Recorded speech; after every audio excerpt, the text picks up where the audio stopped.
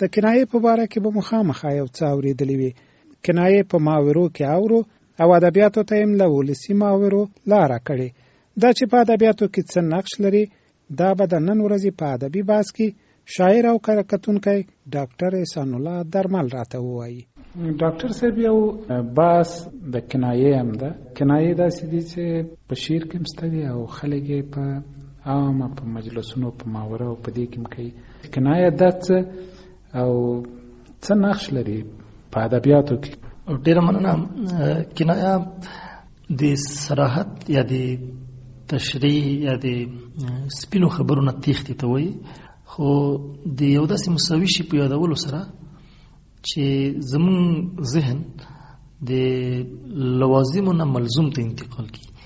یعنی مونږ په مجاز کې وویل چې مونږ د حقیقت نه مجازي معنی ته انتقالي کول ته قرینه او علاقه موجوده وي. په کنایه کې کله کله علاقه نه وي. مثلا مونږ وایو په عامه ژبه کې چې په خوله لاس کېږده. اوس په خوله لاس کېږده دغسې خبره ده چې هم حقیقي معنا ورنه اخیستلی شو، هم مجازي معنا. مجازي معنا یې دا ده چې چوپ شه. او حقیقي معنا که مونږ په خوله باندې لاس کېږدو بیا خبرې نشو کولی. د لاس ښودلو سره د خبرو نه کول یا چوپتیا ملزومه ده. یعنی مونږ د دې نه د لاس ښودلو نه زمونږ ذهن تېرېږي دې ته چې د دې خبرې مطلب چوپ شوی.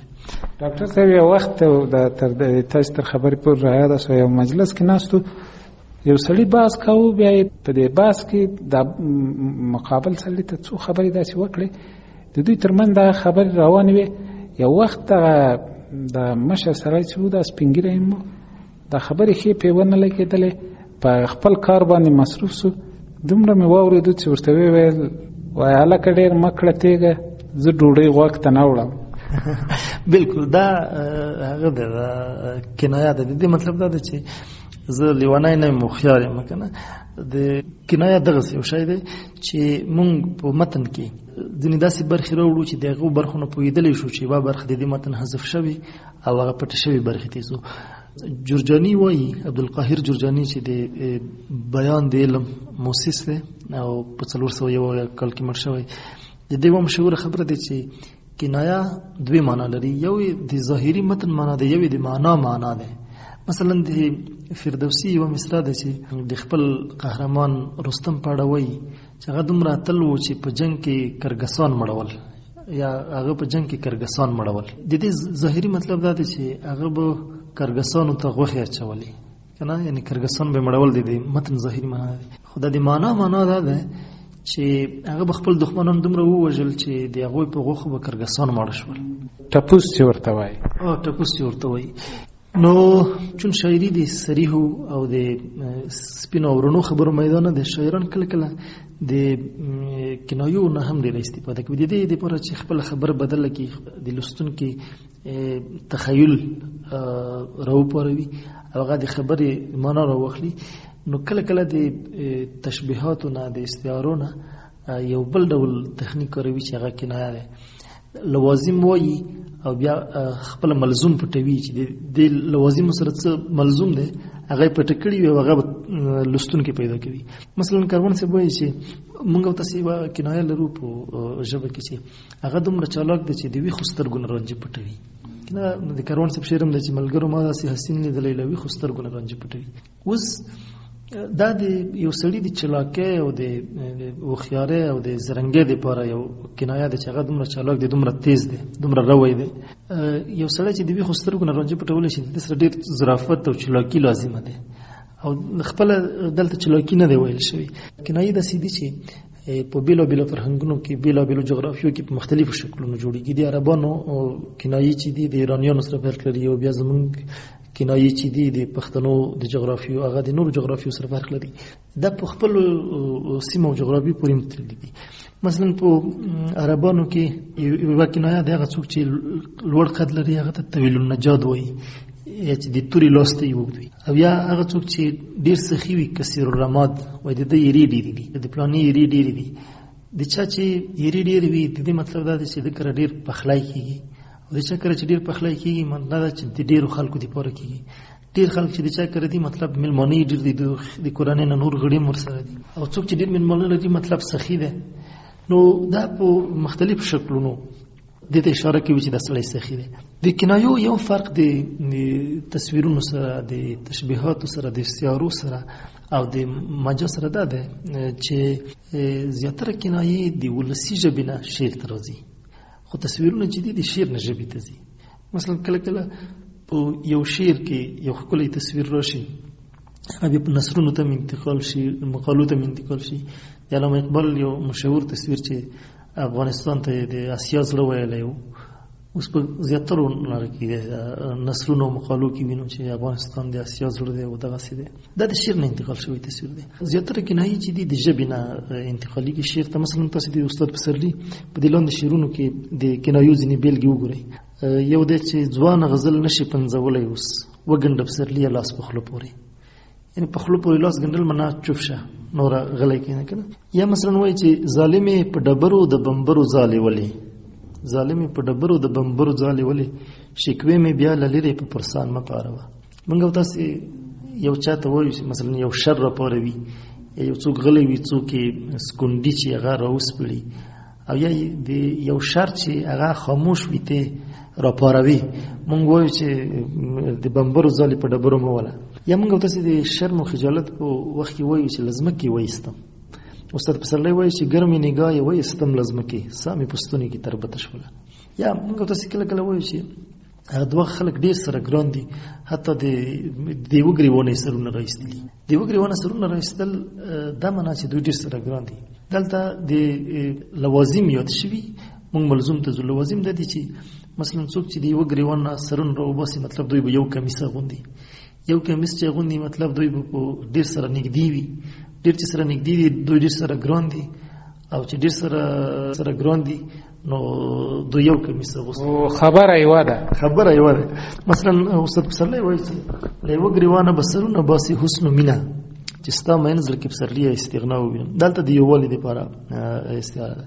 نو استعارې ځینې کره کتونکي وایي چې استعارې خپله هم د مجاز یو ډول دی او د ابن اسیر په نوم یو د بیان او د فنونو یو عالم دی هغه وایي چې د استعارې او د کنایې ترمنځ د خاص او عام اړیکه موجوده ده. هره کنایه چې ده یوه استعاره ده خو هره استعاره کې د شي کنایه نه وي. دغسې یو تعریف هم دوی ورته لري. کله چې مونږ د کنایې دپاره دا ضرور دی چې یوه قرینه وي چې مونږ پوه شو چې دا خبره په مجازي معنا استعمال شوي په حقیقي معنا نه ده استعمال شوي. مثلا کله چې مونږ وایو چې یو چا ته وایو چې د بمبرو ځاله په ډبرو مه وله، دلته په لفظ کې کومه قرینه نشته چې مونږ پوه شو چې خبره مجازي ده. خو قرینې په دوه ډوله دي. یو دا قرینه ده چې په لفظ کې وي. زه وایم چې سپوږمۍ په بام راوخته. دا په بام راختل زما مطلب دا د بام د قرینې نه معلومیږي چې یو څوک په بام راوخته. خو که د ورځې سپینه رڼا وي لمر راختلی وي او زه چاته ووایم چې هغه سپوږمۍ وګوره، دلته بله قرینه نشته. د ورځې سپوږمۍ نه وي. ضرور ده چې زه به یو چاته اشاره کوم چې هغه د سپوږمۍ غوندې دی زما په نظر. دلته دوی وایي چې حالي قرینه ده، یعنی دا حال داسې دی. یا مثلا که مونږ ووایو چې په حمام کې مې زمری ولیدو، په دې خبرې کې لفظي قرینه نشته. کېدای شي د حقیقي زمري معنا منوشتي، خو چون حالي قرینه باید موجوده وي. یعنی د خبرې حال داسې دی چې په ځای کې د بل څه شي مطلب نه وي.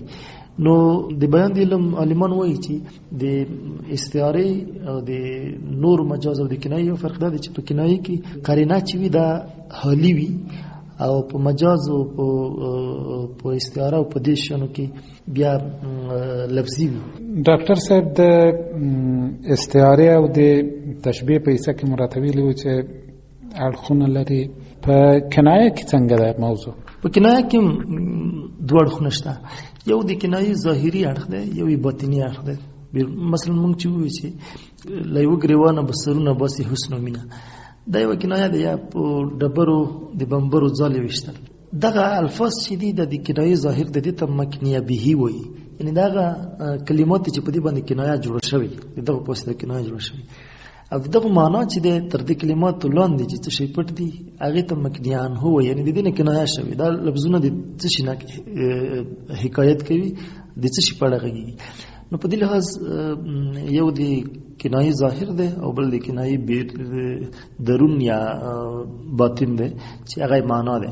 مثلا لکه په پخوانیو مثالونو کې چې مونږ وی د رستم په مثال کې چې هغه په جنگ کې ټپوسان مړول، د دې د په جنگ کې ټپوسان مړول کوم الفاظ دي دا مکنیه بهی ده. خو دا خبره چې د دې کنایي معنا ده چې هغه خپل دښمنان وژل، دا مکنیان هو ده او باطنی اړخ ده. د دې اړخونو د لحاظه کنایه په ځینو ډولونو ویشل شوی ده. یو ډول دا دی چې مکنیان هو موصوف یا اسم وي. مثلا مونږ چې د څه نه کنایه کوو یا د څه په اړه خبره کوو، هغه یا موصوف یا اسم مونږ صفاتونه راوړي په کنایه کې، او موصوف مو پټ کړی وي، مو اسم پټ کړی وي. د استاد پسرلی یو شعر د چې شیخ زه تر خو بو ته پرېږدم ستاد تر سر واوړي د کوثر وبه، یا د کاروان سی یو شعر د چې زما د زړه د زخم ګل ور سره وغوړيږي ستا پر شیرین حسن چې ووري نه مکینی وبه. په لومړي بیت کې ترخی وبه د شراب د پاره کنایه شوی، ترخی وبه د شراب یو صفت ده، او نمکینی وبه د خلو د پاره د کاروان سی په شعر کې کنایه شوی. نمکینی وبه خولم تروي وي، ی د خلو یو صفت یا یو ځنګړنه ذکر شوی، خو خپل خورینه دي ذکر شوی، ان د اسم او د موصوف لپاره کنایه شوی. بل خبره ده چې مکنیه انه هغه معنا چې وي په خپل صفت وي، موصوف یا اسم نه وي. حمزه بابا وایي چې ما ټیټ ورته لمکړل زما سر نه ټیټېده، شاید چې په الفت کې هم افغان پاتې کېدم. دلته سر ټیټېدل د غلامۍ لپاره کنایه شوی. غلامی یو صفت ده، نو کنایه د صفت لپاره راغلی. یا مثلا د حمزه بابا یو بل شعر دی چې په شیرین خله اوس هیڅوک نه تیروځي چې خبر په کم فهمې شول د فرهاد. دلته شیرین خله د خوږی خله لپاره، هغه څوک چې خوږی خبرې کوي د خوږو خبرو لپاره کنایه شوی. خوږی خبرې خپل یو صفت ده. بل دا چې مکنیان هو فعل وي یا مصدر وي، کنایه د فعل لپاره راغلی وي. د کاروان سی یو شعر دی چې انځورګر ستا لانځور پس له قلم لاس واخیست، ستا و سلام ته ګل په پور د شبنم لاس واخیست. لاس اخیستل د پرېښودلو لپاره کنایه ده، پرېښودل فعل دی، او لاس اخیستل د کنایې ظاهري بڼه ده. یا مثلا د استاد پسرلی یو بل شعر دی چې څمې پختې حال د زړه چې سترګې ښکته واچوي، واورو لاندې مشي چې له غروره ښویېدلې وي. سترګې ښکته اچول د شرمېدلو دپاره کنایه ده چې هغه په خپله فعل ده. همدارنګه د کنایو ځینې نور ډولونه هم شته د شکل د مخې، چې مثلا یو دا ده چې د ملزوم او د لازم ترمنځ روابط د علاقې چې دي یوه ده که ګڼې دي. د دې لحاظه هم کنایې په مختلفو ډولونو ویشل شوي دي. یوه ډېر مشهور ډول تلویح ده. تلویح داسې یوه کنایه ده چې د لازم او ملزوم ترمنځ ګڼې واسطې موجودې وي، یعنی یوه واسطه نه وي چې ته مجازي معنی ته ورسېږي، بلکې ګڼې واسطې وي، ته به د واسطو د پیچلو لارو نه تېرېږي، بیا به اصلي ملزوم ته رسېږي. د دې ډول مثال موږ مخکې مو وویل چې د استاد پسرلي شعر مو چې ووایي چې له یو ګریوانه به سرونه باسي حسن و مینه، چې ستا منځ زړه کې پسرلي استغنا ووینم. دلته له یو ګریوانه سرونه ایستل دا معنا چې حسن و مینه یو دي. خو موږ څنګه پوه شو چې د دې خبرې معنا دا ده چې حسن و مینه یو دي؟ څو واسطې باید وکاروو. اول دا چې له یو ګریوانه چې څوک سرونه باسي باید یو کمیس یې اغوستی وي. یو کمیس چې اغوستی وي معنا دوی ډېر سره نږدې دي، ډېر چې سره نږدې دي ډېر سره ګران دي، ډېر چې سره ګران دي معنا یو دي. نو دا 4-5 واسطې دي چې په مسلسل ډول تعقیبېږي او اخري ملزوم ته ورنه رسېږو. دې ته تلویح وایي. یو بله دی چې اما ورته وایي. اما هغه کنایه ده چې د لازم او ملزوم ترمنځ واسطې کمې وي، یعنی په اسانۍ موږ پوهېدلی شو چې د کنایې د ظاهر نه مطلب څه دی، یا د ظاهر لاندې څه شی پټ دي. د استاد پسرلي شعر دی چې ملا مې شل ځایه تړلی ګوندې زړه ته د لار وکړم، اباسین د فریادونو لکه نه یم لکه نه یم. ملا تړل ډېره مشهوره کنایه ده زموږ په کې، کار ته ملا تړل که نه، یا یوه ټپه هم دی چې د زل په تار وکړه چې ملا پې وتړمه. مطلب کار ته ملا تړل. ملا تړل د کار یو سمبول و، څوک چې ملا وتړي مطلب کار کوي. نو د دې ترمنځ د لازم او ملزوم ترمنځ رابطه ډېره څرګنده ده او ډېره په اسانۍ ورسېدلی شو. په دې لحاظ دې ته ایما وایي. یو بله دریم ډول دی، دې ته رمز وایي. په رمز کې واسطې ګڼې نه وي د لازم او ملزوم ترمنځ، مګر ډېرې تیاري او سختې وي. څوک نه پوهېږي چې د لازم او د ملزوم ترمنځ اصلا رابطه څه شی دی، او دا کله کله سمبول ته ورنږدې کېږي. د دې یو علت دا وي چې هغه کنایې چې پخوا جوړې شوي وي په پخوانیو ملتونو کې، هلته د لازم او ملزوم ترمنځ یوه رابطه موجوده وي، یعنې د لازم او ملزوم دواړه خواوې په ټولنې کې موجوده وي. خو بیا وروسته یوه خوا په ټولنې کې لاړ شي، چون کلتورونه بدلیږي او ورو ورو ټولنه تغییر کوي، نو بیا وروسته هغه لازمي چې ورک شي، ظاهري بڼه چې ورک شي، ملزوم باندې څوک نه پوهېږي. مثلا د دې یو مثال سیروس شمیسا په خپل کتاب کې راوړي چې د رضا شاه په وخت کې په ایران کې یو دود و چې خلکو به د دې لپاره چې نور وډار کړي د وسلو پوښونه به یې د ځان سره تړل. وسلې کمې وې، ټولو خلکو ته نه رسېدې، دوی به پوښ تړلی او خپل دښمن ته به یې داسې ښودل چې ما سره هم وسله شته چې هغه وډار شي. بیا په ایران کې د دروغ ویلو دپاره یوه کنایه شوه چې خالي تړل. خالي تړل مطلب یعنې دروغ ویل. اوس چې زموږ په ټولنه کې دغه دود نشته، یا حتی په ایران کې هم د منځه تللی ورو ورو وسلې ډېرې شوي او دغسې شکل ته د دښمن د ډارولو دغسې شکل ته کومه زمینه نه دی. یعنې د دې دپاره چې یوه کنایه د تلویح نه یا د ایمان په رمز بدلیږي، د دې علت دا وي چې هغه ملزومه بڼه یا هغه لوازمې چې څه وي هغه په ټولنه کې د منځه تللي وي. یا مثلا یو بله کنایه چې ویل کېږي چې پلانی خلاص لستونه لري، دا په ایران کې د سخا دپاره استعمال کېږي. څوک چې ډېر سخي و دوی وایي ډېر خلاص لستونه لري. موږ وایو خلاص لاس لري، خلاص لاس لري، هغوی وایي خلاص لستونه لري.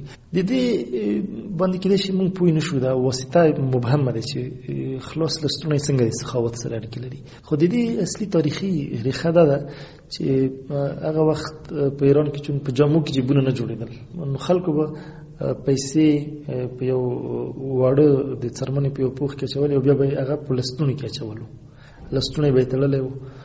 نو که د چا همیانۍ چې ورته وایي، بلکل د همیانۍ چې ورته وایي، همیانۍ به یې په لستونو کې پټه کړې وه او بیا به یې که سخا کوله نو مجبور و چې لستونه یې خلاص کړي، او چې ډېر به سخي و لستونه به یې تل خلاص و.